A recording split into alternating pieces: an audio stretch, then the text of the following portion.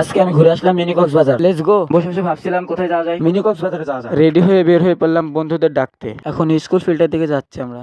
রাস্তার পাশে আমাদের মসজিদ। গল্প করতে করতে স্কুল ফিল্ডে চলে গেলাম আমরা। এখানে খেলার অর্ধেক শেষ, হাফ টাইম চলছে। ফিল্ডের সাইডে এসে বসলাম। এটা আমাদের প্রাইমারি স্কুল। খেলা শেষ, এখন চলে যাচ্ছি আমাদের সেই মিনি কক্সবাজারের।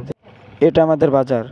অবশেষে চলে এসেছি আমাদের মিনি কক্সবাজার। এসে দেখলাম অনেক মানুষ। চারিদিকটা ঘুরে দেখলাম সেই আকারে ভিউ। দেখেন আপনারা, সেই সুন্দর লাগছে ভিউ।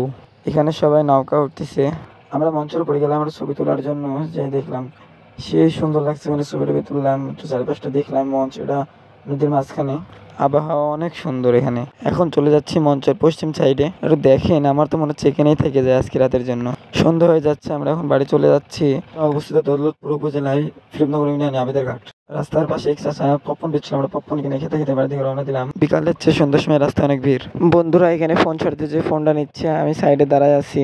অবশেষে আমি বাড়িতে পৌঁছাইলাম। অনেক গরম পড়ছে, ফ্যানটা দিয়ে একটু বসলাম। রাতের খাওয়া দাওয়া করে এসে আমি শুয়ে পড়লাম। আর আমার মিনি ব্লগের জন্য আপনারা সবাই চ্যানেলটা সাবস্ক্রাইব করে রাখবেন।